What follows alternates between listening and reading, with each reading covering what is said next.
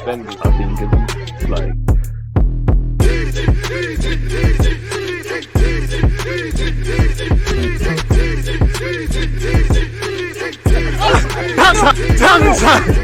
People deluded, I'm back again. Come on, Ian. Man. Come on.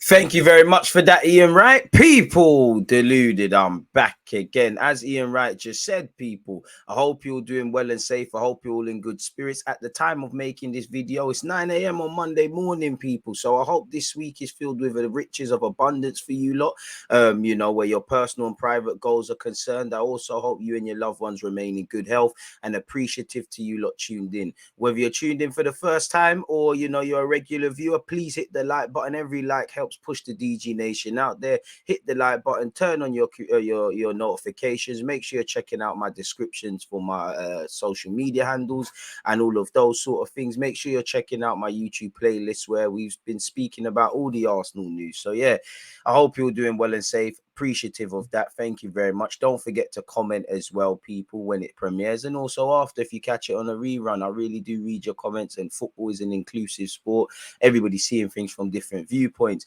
Now, without wasting any more time, let's go and see the latest news. Obviously, with us knowing or not knowing Gabriel Jesus' current injury status and whether he requires or doesn't require surgery, there's a lot of whispers. Some pessimistic people say 3 months, some people say 3 weeks. We don't know. So I'm waiting on either Gabriel Jesus's people, or Arsenal Football Club to officially update our fans. Of course, it does make you a bit nervous going ever closer to the restart of the Premier League season and essentially having no suitable backups. You know, big up Eddie Nketiah, and he has my blessings to do as well as he can. But even if he does his best, will it be good enough? And that's, you know, praise and critique players fairly, but, you know, as much as I like what Arteta and Eddie were doing, they're the ones, rightly or wrongly, that have molded this squad. And first half of the season has been perfect. We've coped with injuries. Let's hope the second half of it we can get away with it as well. So let's not waste any more time. Let's see what the current talking points to do with Arsenal and transfer news and the rest of it is, people.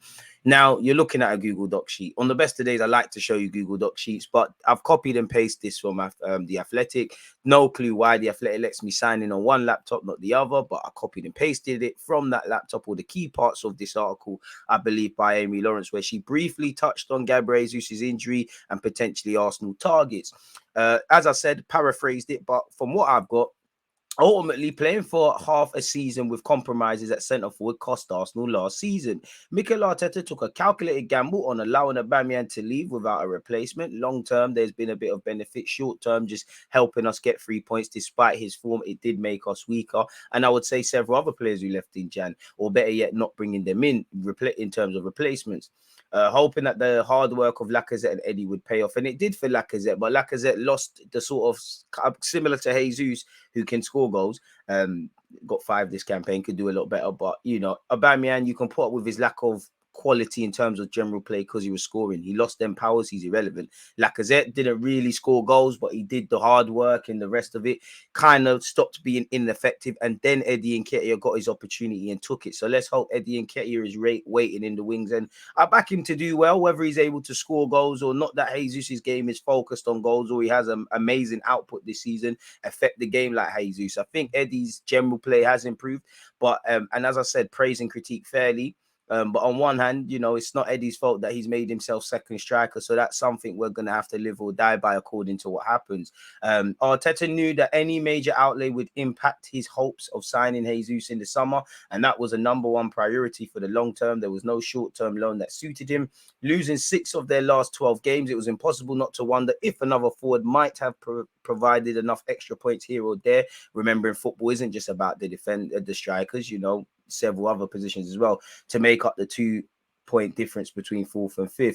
Arsenal potentially find themselves back in a calculated gamble territory. First of all, Gabriel Jesus' condition needs to be assessed by club doctors and specialists, and a timeline established. It's important to bear in mind that with extra break for players participating in the World Cup to factor in, it's unlikely Jesus would have figured in December. Anyways, Partey has travelled to Dubai after Ghana going out. I don't know if Xhaka will, you know, I do think the club will give you the opportunity to rest and mentally, you know, catch your breath again as a footballer. But I do think a lot of our players, not that I know anything, I do think Tomiyasu, Xhaka, anybody else, Ben White, thoughts are with him when he gets over whatever is in his personal life. I do think sooner rather than later they would want to get back into Arsenal. So we have a decision to make. Then things start to get more complicated in January, as we know, people. Premier League fixtures include Newcastle, Tottenham, Manchester United, all striving for Champions League football. Tottenham are going to want revenge. Arsenal versus Man United always goes either way, at home or away. And we want revenge because we bottled it away from home. Newcastle, like us, 2 losses between us this season. Newcastle, in a nice way, for the other top 4, top 6 rivals, is a parasite that won't go away. Credit to what Newcastle are doing, their players, their club, and least of all Eddie Howe, who's working magic. But we've obviously got Man City in February circled as well, so we're going to need our full strength team. Going into this winter, Arsenal had firm ideas about how, where, and who they wanted to strengthen with this winter. A wide forward capable of a ready impact on goal scoring and goal making is on the hit list, alongside a midfielder who can anchor the team to complement the very specific qualities of Thomas Partey. So that tells you, maybe not necessarily ruling out at 8, but that tells me a 6 and maybe a higher caliber forward, in which it could be a development sort of player like Mudryk. It might be a ready-made target. As we know, these transfers, like any, are difficult, much less in January, because January is a very reactive market. You're reacting to players' contracts, people wanting to leave, situations becoming available, and things like that. And in a nice way, you don't want to sign anyone in January, all clubs, because you would have enough from the summer, which again, it ended a bit disappointing with it not able to bring in, a midfielder towards deadline day, and obviously a wide man for all the players we were linked with. There were both positions being chased during the summer. Arsenal hold interest in Shakhtar Donetsk's live wire Mikhailo Mudryk and the 21-year-old Palmeiras midfielder Danilo, but there are other names in the frame, as we should by all means go after them too. But for whatever reason, if it doesn't work, we need other targets. So that's lovely to hear. We've got to be reactive. I don't know if we're able to find someone who's a bit of a cut price Jesus, able to do what he brings to the team, or big up Giroud for becoming France's top goal scorer. Someone like Giroud would be perfect, especially if other players keep scoring. But we're going to have to see what's going on. In many ways, Jesus and Partey are the 2 players who are the hardest to cover in Arsenal's current squad. I'd agree. But you could also extend that to anything happens with certain centre-backs. Big up Matt Turner, done his reputation no harm at the World Cup. Anything happens to Ramsdale, we're in trouble. Saka, we're in trouble. On current form, Martinelli. Obviously, we've got Smith Rowe to come back. You can never have it, fully everywhere you want. When a couple players come back, a couple dons get injured. And you're hoping, for me, the Eddies, the Fabio Vieiras, these kind of players, they kind of Smith Rowe players that have been bit part or really absent in the first half of the season, they can stand up to be counted because it's a squad game. 38 Premier League games to play, to play in the season. Played 13, 14, 15 off the top of my head. So there's a lot of different talking points and things. Obviously, we've got the Europa League and FA Cup kicking in soon as well. We don't know who we're facing in the Europa League at this moment in time, but we will be playing in February, I believe. Obviously, we've got Oxford in the FA Cup, and we want to go all the way, really, because since we've won it with Mikel Arteta, I think we've not really done well enough in that tournament. I'm an Arsenal man, like some of you are. FA Cup's our trophy, innit? So it is what it is. They have both been vital to the opening of the campaign with consistent excellence within the framework of the team. No one else can dictate as a solo defensive midfielder or a high-pressing centre forward to the same degree. Amen. And there's a calmness, I believe, Partey gives Granit Xhaka and actually Odegaard in the 10. Jesus is, skills, game management, tactical fouls, a bit of a captain on the pitch, a Bobby Dazzler. He can score more goals. He should, because he has the capacity, but it's not just goals. Jesus fits the system like a glove, in which Eddie Nketiah's general play is improving, and you could do that. Obviously, there is a number of options. We've seen a false 9. We either bring in a replacement striker or someone that can mix it up. We play a false 9 with Smith Rowe and Odegaard, which Arteta has done before, which I'm not for, or you throw Martinelli up there and bring Smith Rowe in. Now, how you play off the left is very different to how you play up front. With what Martinelli's doing right now, I still believe long-term he's a striker. But, when you've lost Jesus, do you just want to keep, if it ain't broke, don't fix it? And obviously Martinelli still be playing football, but he's excelling off that left-hand side. So I don't really know. As you can see, there are 3 potential options. You play Eddie Nketiah, you go with Martinelli, you bring in another striker, or, you play a false 9, which shows about 4 options. History suggests Arsenal might not do the third option. Financial fair play is a factor. The budget as accepted by the Kroenkes is another, and Arteta's standard is another. He has no intention of bringing in anyone who is not capable of walking into the first team. I love that. That's quite a high bar nowadays. He's not interested in squad fillers, amen, because some of the squad fillers, we haven't been able to move them on in Cedric and Elneny and things like that, respectfully to them too, because I think Elneny can do a role. We've all seen the images of Arteta, Edu, and Militao, aka Cecil of AFTV, and all of them in America at a point. Meetings between Arteta, Edu, and Richard Garlick will be where the best solution is thrashed out. Obviously, they're in charge of the technical front. Well, one's contracts, the other two. Then it is a case of deals being sanctioned by owners who have shown a lot of support for Arteta's ideas. And I mean, that's nothing unique to Arsenal. That's just standard working life. Compared to a Aubameyang scenario of a year ago, it's fascinating to wonder whether the hierarchy might be slightly swayed by Arsenal's surprise position at the top of the table. Not that they're getting carried away. And also, you know, again, we would not have... We're happy to be in the top 4 race. You know, we're happy to dream about potentially winning the league or fighting for the league, allegedly. That isn't going to happen if, you know, there's not suitable replacements that maybe not to the same standard, but in their own ways bring a certain level of quality to Jesus, really. You know, we've done well. And before these injuries, we heard we were trying to take advantage of this situation by bringing in players of a suitable standard, more so now, innit, people? So we have to see. As we know, January is when the market opens. Last time around, we obviously did what we did with Aubameyang. This article's gone on to say Jesus didn't look his happiest during the World Cup. People not too sure what that means, but in short, Arsenal will do everything to help the player, but they also have to work out how to best help themselves in the meantime. Surely they would not want to be cursing a missed opportunity at the end of this season. It is not like they don't know how it feels. Amen. And that's a bitter pill to swallow, that last sentence by Amy. Shout out to Amy. And it's facts. Allegedly, Jesus was initially going to stay with the Brazil squad for the World Cup, and I guess more support in that. But Arsenal hurried him back to London, obviously, so we can get the medical test. I'm sure Arsenal would have loved for you to stay with Brazil, but essentially, you're an investment in the club. You're a key player on the pitch. You spent 45 million quid. We need to make sure we see how optimistic, how pessimistic we can be with what happens and if surgery is or isn't required. Fingers, everything crossed, every god's being prayed to for Gab Jesus, but we have to hope for the best and expect the worst. Injuries can happen at any time.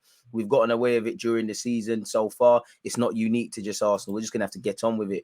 Arsenal tried to plan their transfer business moves well in advance of windows opening, like every club, and had prioritized the move for a winger in January. A centre mid is also on the agenda. It remains to be seen whether the injury to Jesus will force Edu to rethink his plans. We have to be fluid like water, man. You know, things can happen and dynamic shifts. I don't think we'll bring in a striker. I think we'll get away. We'll when I say get away with it, I think we'll just continue. Might bring in a wide forward if they can bring goals. People can maintain their form. I won't say we can get away with it, but we might be able to wait for Jesus. I would like a striker, but I don't think we will sign a striker, people. But what do I know? Plans have to shift. Shift happens in life. You have to be fluid like water. You know, God forbid, but if Partey said, I want to leave Arsenal tomorrow, you're going to have to bring a 6 in January. Arsenal had prioritized a move for a winger in January. Central midfielder is also on the agenda. It remains to be seen again whether that can happen, people. Eddie Nketiah is the only recognized forward. You can recall Balogun, which I think we should or shouldn't. Obviously, if we need a body, maybe with what he's done in this half a season at Reims, he could kick on. At the same time, we in January, we had to consider if Jesus gets injured, you have to use Eddie Nketiah. So I do think Balogun's developing well, developing away from Arsenal. Let him enjoy his environment, really. But we do have an option to recall allegedly. If we do take it, I don't think we will, but we might. Arsenal set sights on 2 January signings after Jesus update. We're not planning on signing a replacement, allegedly. And you know we're going to get linked with Vlahovic, Abraham, any strikers, some known, some not known, people. So we'll have to see, really and truly. It's believed Mikel Arteta will have a transfer kitty of over 50 million. Now, just because you got 50 million doesn't mean that you have to spend 50 million up front. Obviously, it all depends on how you can pattern a transfer. But that doesn't seem to me able to get Mudryk, Danilo, and maybe something else if Mikel Arteta is looking at it. But who knows, man? None of these people work for Arsenal. I mean, if you could do it for 50 million, who cares? You know, just get it done. Once again, further confirmation, allegedly, that he'll have a 50 million transfer war chest. I'm not sure we'll describe it as that, people.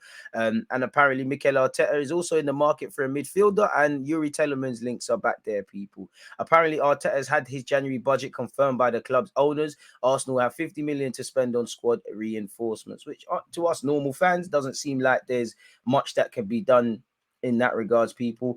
Allegedly, Yuri Tellermans, after somebody, you know, after reaching out to his reps, this article has claimed the midfielder is not interested in a move to the Camp Nou. It's claimed that he It's claimed they have learned that Telemans' preference is to switch to the Emirates. Barcelona were only reportedly keen to sign him on a pre-contract agreement anyway, leaving Arsenal in the driving seat. We're going to have to see what's going on. They've also been linked with a whole bunch of names, as you can see there. £34 million striker doesn't fancy Arsenal move in January. Tammy Abraham, you know, again, you've just got on your feet under the door and just probably moved into your house in Italy, probably not, you know, taking all your items out of the boxes. His form hasn't been the best this season to go with how he started last year, and he's been made to pay with that because he's not part of England's World Cup squad. Allegedly, I don't think 34 million would be enough to tempt Roma to sell Tammy Abraham, especially now because they sold him last summer. They could have got more in it, so they're going to have to persist and hope he has a second season revitalization. Arsenal think Mudryk wants to sign for them, but Arteta still hasn't decided whether to make a move. That's according to Ben Jacobs, who's been speaking to Give Me Sport. Who knows, people? And Mudryk has done everything. He's spoken to Zinchenko's wife. He's given several interviews. He likes things on social media. He's following pages that are doing things in Dubai where Arsenal are doing their mid-season break. It is what it is. It seems like he's doing all he can to angle for a move to Arsenal or elsewhere, people. Bit disappointing because I thought there would have been a hyperlink to see exactly what Ben Jacobs has said. Arsenal now believes special £40 million star wants Emirates move. Let's see exactly what has been said, people.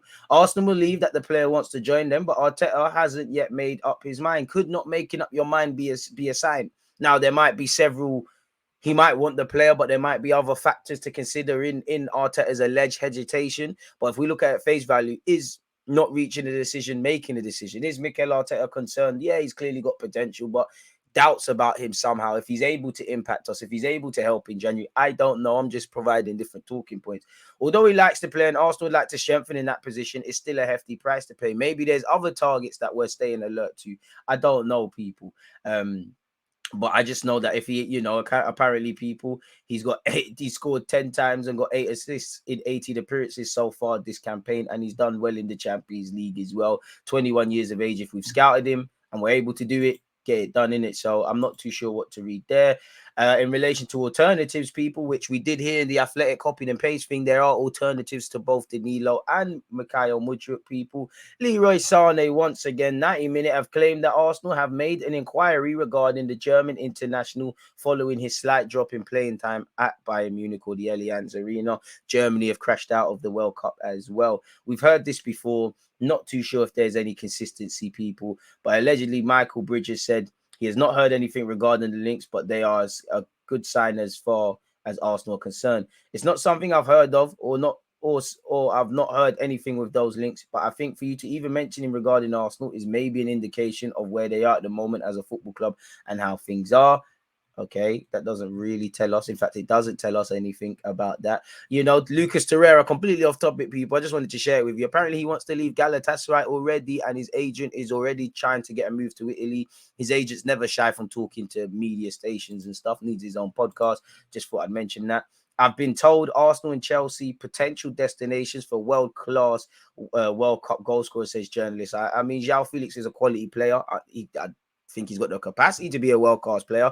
But this world-class thing, he's a top player, but this world-class thing is thrown around too easily. Has he proved to the footballing world he's world-class? Maybe the ability, maybe the potential. In terms of application, probably not. Allegedly, we've bidded for him twice already in previous windows, so I'm not too sure if this door's actually closed. But Dean Jones has suggested the player wants a Premier League move, really. According to Dean Jones, Felix is ready to consider a move to England with Chelsea among those ready to challenge Arsenal. I've been told that he's open to coming to the Premier League as his next destination. He could also go Man United with their Portuguese influence as well.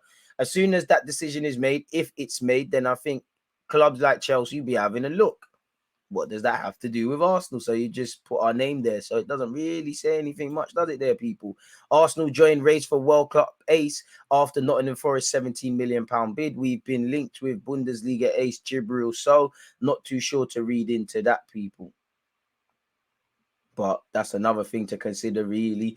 It's silly season. We're getting there, people. Once again, Arsenal have allegedly inquired about the availability of Leroy Sane, who would definitely consider a move to the Emirates Stadium. Allegedly, we have heard we're one of several clubs that are monitoring his situation with his alleged lack of game time, people. 13 appearances so far this season. I mean, he's featured in every game. So we'll have to see exactly what's been said, what has been said here. I think it could help if any potential move for Leroy Sane, if he knows people he has previously worked with, like Mikel Arteta. I'm sure it will come into his thinking if he wants to leave Bayern Munich, and he will definitely seriously consider a move to Arsenal, because Arteta's up there and the players that he's played with as well. Again, not as quite as wavy as the headline. Barcelona think Arsenal target Telemans, has agreed Arsenal move, people. As we've seen already, we've kind of just gone over that, people. So we'll have to see. Until these players are holding Arsenal shirts, who knows? We've seen this already with Sane. At the moment, Telemans is not moving anywhere in January. He's going to wait until the summer and see what comes up. It's a situation that Arsenal are aware of. So he will be a summer signing, and at best signed for the 2023-24 season. But at 25, 26, then he'll have many years in it. So what's a couple of months, really? As you can see, people, as a further confirmation, he's going to wait until the summer and see what comes up. So it's a situation Arsenal aware of. Further confirmation there with him being linked with Juventus, Barcelona, and obviously our club, Arsenal. Ben Jacobs has said in relation to Mudryk again, people. In short, Arteta believes in him, hasn't made his mind up, allegedly. On Mudryk, Paul Brown of Give Me Sport has said they're very keen on this player and have been looking at him for a long time. He's been scouted extensively. They've watched him again for several games this season. He's definitely one that they want. There's definitely interest there. And again, George Nicola is a journalist who was allegedly the first on Gabriel Jesus to Arsenal, has said it's very likely Danilo leaves in January to a team in Europe. And allegedly, we have seen already Shakhtar have made an official proposal for Kevin Santos. That only has relevance because that's a potential rumoured replacement for Mudryk, where obviously they get a replacement, we get Mudryk, winner, chicken dinner. Simple as that, really. Fabrizio Romano and Balogun has said at the moment there are no contacts with Reims or with Balogun's agents to recall him because of Gabriel Jesus' injury. We will see if it changes, but this is not the case now. Gabriel Jesus and those close to him are still waiting for official communication on the injury. We need to wait for details. Amen, people. Big up Bukayo Saka, 3 World Cup goals, living the dream, real star boy. In 65 minutes, 1 goal, 36 touches, should have had an assist as well. 21 out of 26 completed passes, 1 chance created, 2 shots, 2 of his 3 crosses, 2 long balls, 1 2 of 3 tackles, recovered the ball 5 times, and won 3 of his 4 ground duels. We love to see it, Bukayo.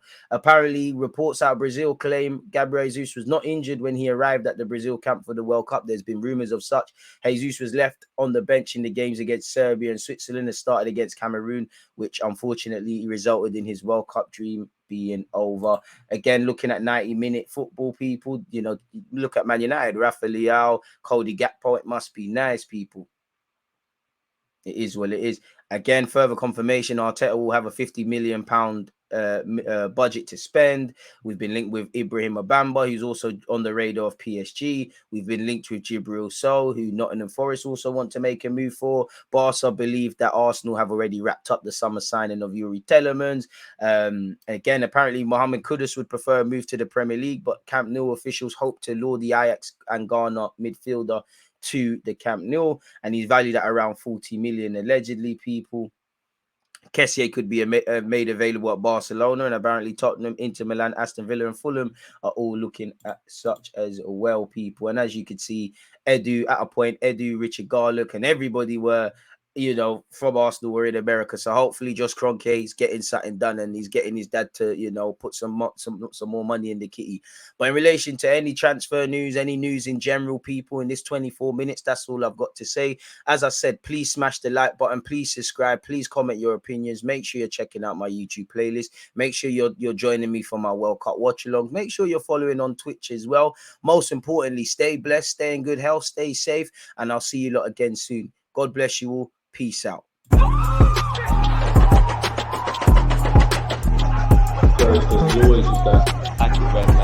think it's like